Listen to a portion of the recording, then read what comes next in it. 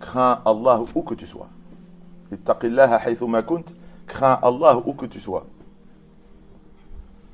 Et si tu fais une erreur, et lorsque tu fais une erreur, lorsque tu fais sayyi'ah, quelque chose de mal, wa atbi'i sayyi'ata al-hasanata, fais suivre cette mauvaise action par une bonne action afin de l'effacer, tamhuha, afin d'effacer la mauvaise action. Et comporte-toi avec les gens, khaliqin nas, bi khuluqin hasan, avec un bon comportement. Là, on sort du mois de la piété, le mois de Ramadan. On est dans le mois de Shawwal, on a quitté le mois de Ramadan qui est le mois de la piété. Wallah Azza wa Jalla nous dit, ô vous qui avez cru, nous vous avons prescrit le siyam, le jeûne, comme on l'a prescrit aux nations avant vous, afin d'atteindre la piété. On a bien compris, à travers plusieurs rappels et notre lecture et notre compréhension du Coran, que la piété est la finalité de toutes les adorations.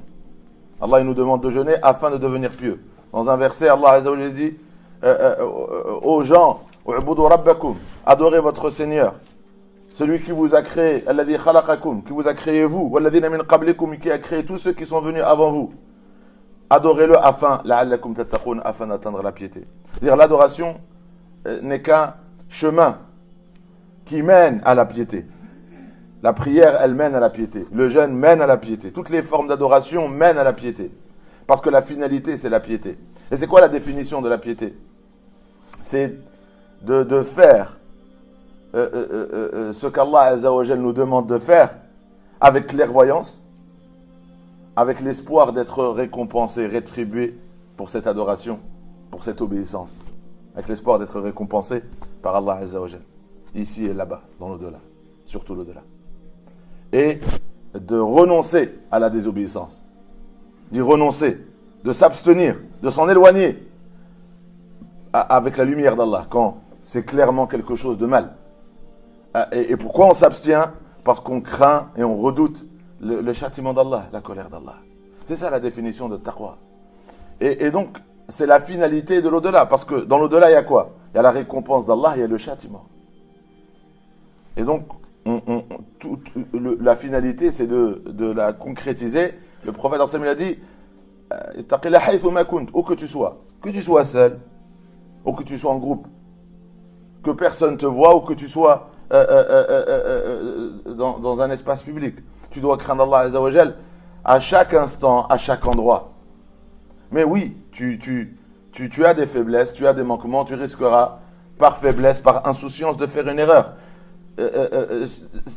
Cette erreur, elle doit être effacée. Tu dois donc demander pardon et remplacer cette mauvaise action par une bonne action. Cette mauvaise habitude, tu dois la remplacer par une bonne habitude. Et te comporter avec les gens convenablement.